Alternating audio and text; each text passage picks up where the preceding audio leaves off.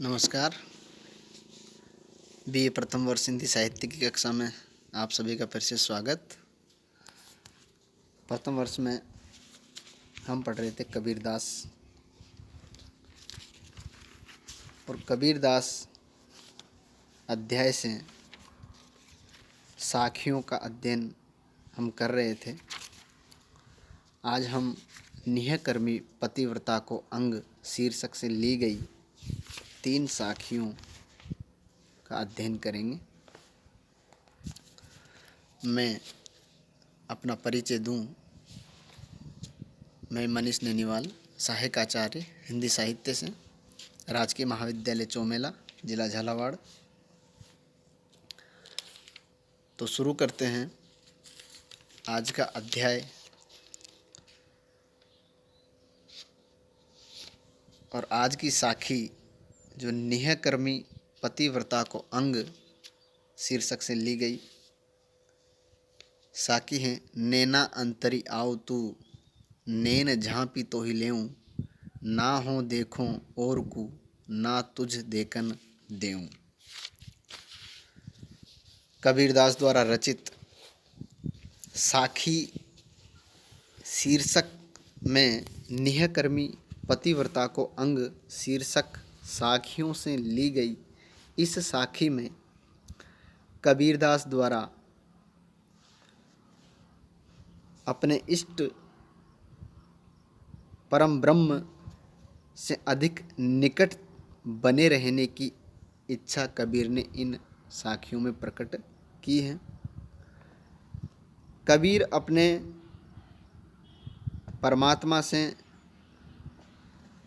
लगातार निकट बना रहना चाहता है, लगातार उसका ध्यान किए रहना चाहता है। इस साखी में कबीरदास का अनन्य प्रेम या ब्रह्म के प्रति उसका जो एकांतिक प्रेम भाव है वह व्यक्त किया गया है।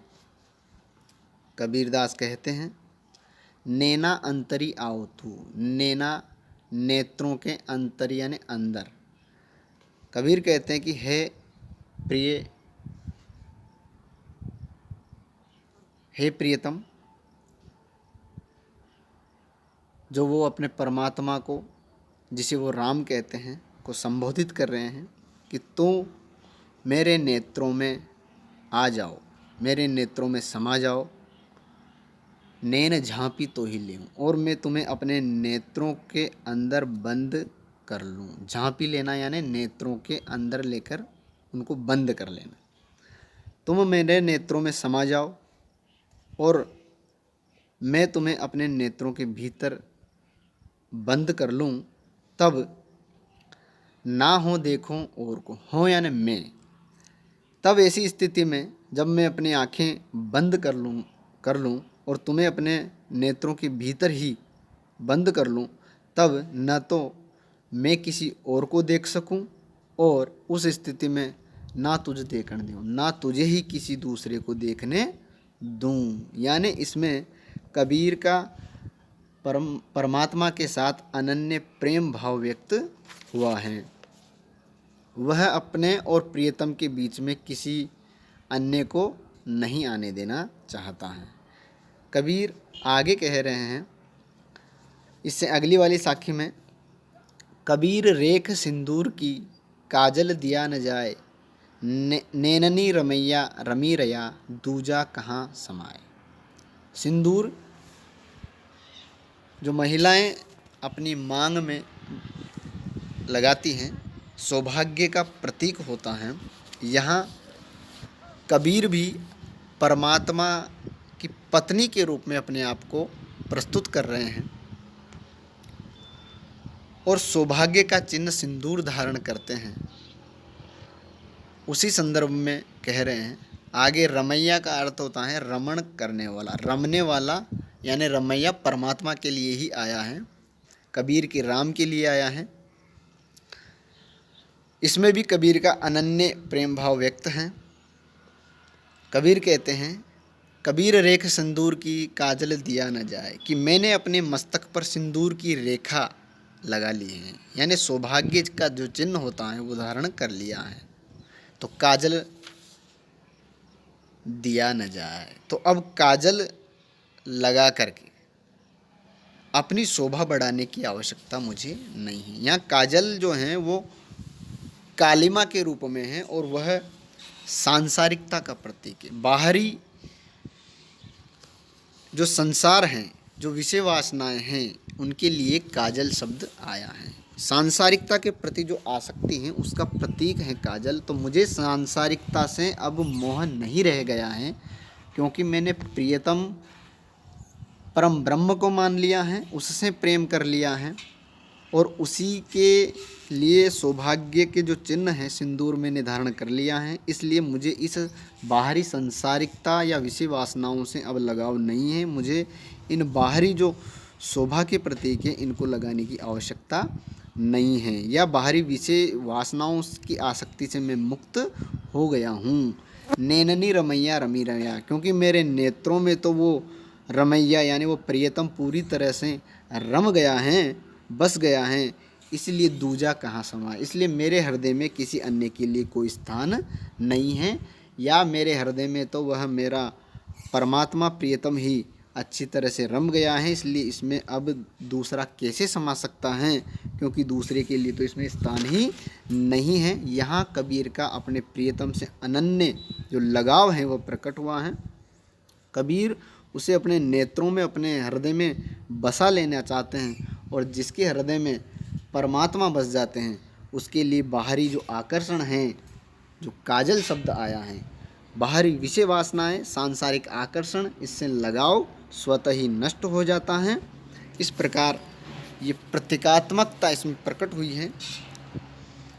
जो सिंदूर है वह सौभाग्य का चिन्ह जो है वो परम ब्रह्म की प्राप्ति का सूचक है, और काजल बाहरी सांसारिकता का। इस प्रकार वर्णन में व्यंजना है, चित्रात्मकता है। इसके आगे जो तीसरी साखी है वह भी इसी निहकर्मी पतिव्रता को अंग शीर्षक से ही है। मन प्रतीति न प्रेम रस ना इस तन में ढंग, क्या जानूं उस पीयूषों कैसे रहसी रंग। प्रतीति यानी विश्वास, पहचान, ढंग यानी ढंग, तरीका, और रंग का अर्थ हो गया आनंद पूर्वक, आनंद से, उल्लास से। तो इसमें कबीर ईश्वर की प्राप्ति के लिए प्रेम को आवश्यक मानते हैं, यानी प्रेम के बिना ईश्वर की प्राप्ति असंभव है, और कबीर ईश्वर को पाना चाहते हैं, उसके विरह में कष्ट सहते हैं। इसी संदर्भ में यह साखी है। कबीर कह रहे हैं कि मन प्रतीति न प्रेम रस ना इस तन में ढंग, कि मुझे न तो उस प्रिय की बारे में जानकारी है और न ही उसके मन में, उसके प्रति मेरे मन में कोई प्रेम भाव है। मैं अपने प्रिय को प्रसन्न करने का ढंग भी नहीं जानता, ना इस तन में ढंग, यानी उस प्रिय को कैसे प्रसन्न करूं ऐसा तरीका भी मुझे ज्ञात नहीं है, न उससे मैं किसी प्रकार का लगाव है। उस स्थिति में क्या जानूं उस पीयूषों कैसे रहसी संग, उस स्थिति में जबकि मुझे उससे प्रेम नहीं है तो उसके साथ रहने में मैं आनंद का अनुभव कैसे प्राप्त करूंगा, या उसके साथ रहने में किस प्रकार आनंद का अनुभव करूंगा। क्योंकि कबीर यहाँ यह कहना चाहता है कि हम जिसके साथ रहते हैं या किसी लौकिक व्यक्ति के साथ भी हम तभी आनंद से रह सकते हैं जब हम उसे जानते हों, उसके प्रति हमारा प्रेम हो। तो उस ईश्वर से जब तक प्रेम नहीं होगा, जब तक प्रेम भाव हमारे मन में उस ईश्वर के प्रति नहीं होगा, तब तक ईश्वर की प्राप्ति असंभव है, उसकी प्राप्ति की कल्पना भी नहीं की जा सकती। तो इन पंक्तियों में कबीर ईश्वर की प्राप्ति के लिए प्रेम को आवश्यक मानते हैं। और जब तक ईश्वर प्राप्त नहीं होता तब तक विरह की अनुभूति कबीर को होती है, और उस विरह को भी कबीर आवश्यक मानते हैं ईश्वर की प्राप्ति के लिए। तो यहाँ आध्यात्मिक विरह का वर्णन है और ईश्वर प्राप्ति के लिए प्रेम को आवश्यक माना गया है। पंक्तियों में रहस्यवादी प्रवृत्ति है, अलंकार अनुप्रास हैं और प्रेमा भक्ति द्रष्टव्य हैं।